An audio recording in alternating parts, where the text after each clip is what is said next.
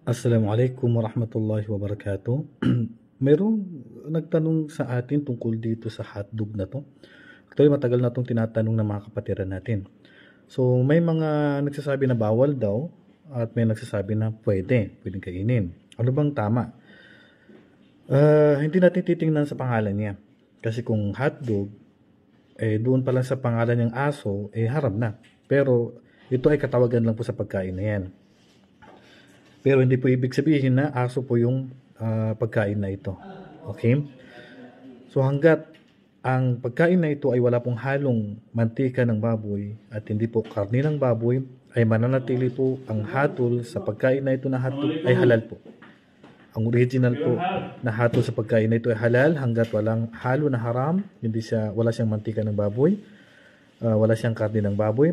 Pwedeng sabihin natin ang ilan sa mga hotdog ay mula sa karne ng baboy, pero mayroon din galing sa karne ng manok, galing sa karne ng kambing, turkey.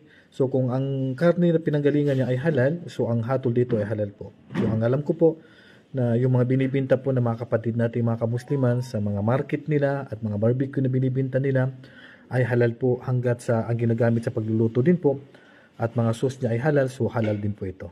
Assalamualaikum warahmatullahi wabarakatuh.